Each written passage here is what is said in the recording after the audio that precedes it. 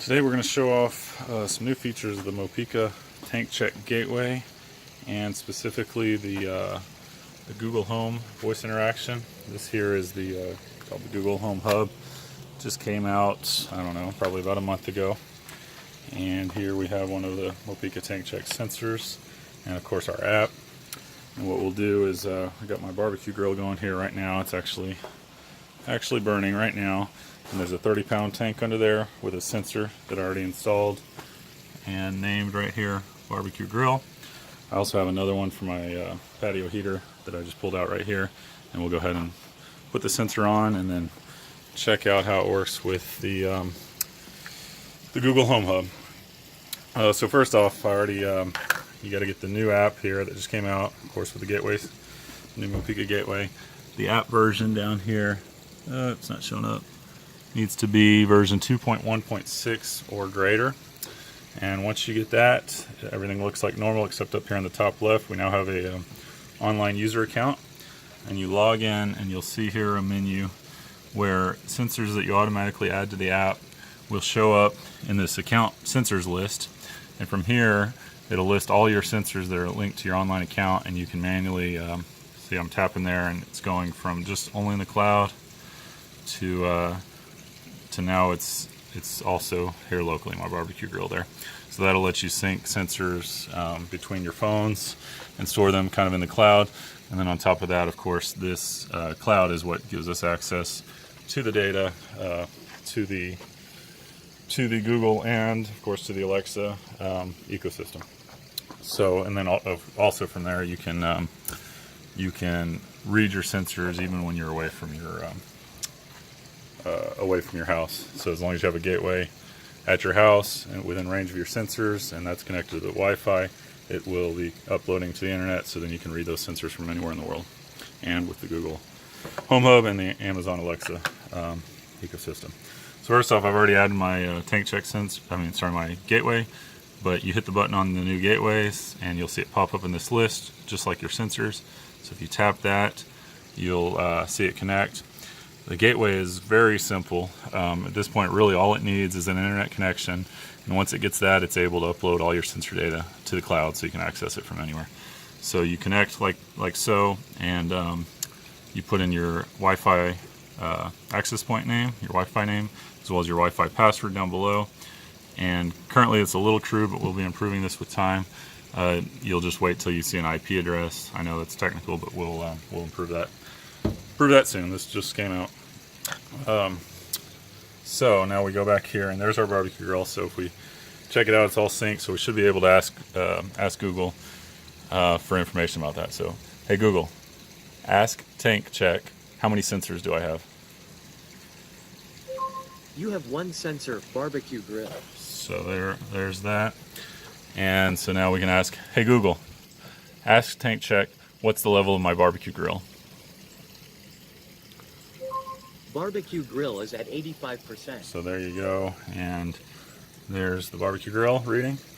And so, like as an example, just like before, you can go in here and change your name, and let's call this, just for fun, I don't know, barbecue tank.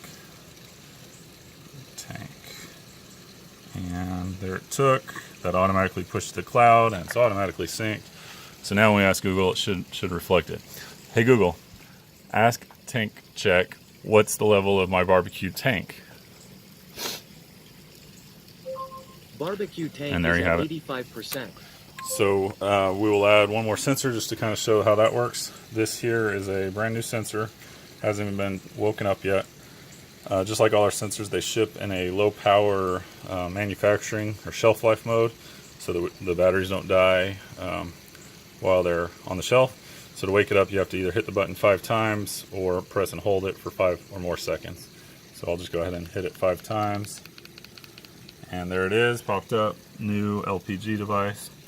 And I'll go ahead and put this on my patio heater tank here. And like normal, you stick that right on the bottom. I like to press it firmly. Normally I would clean it off, but it looked pretty clean. So we set that up, and we'll need to let that fluid settle a minute. So we'll go in here and configure the device. You go in here to settings, and oops, I have British units set up right now, just testing, but it's all the same. So this 20-pounder I think is roughly the size of a 6 kilogram. I could be wrong, but we'll name it here. Let's call this patio heater.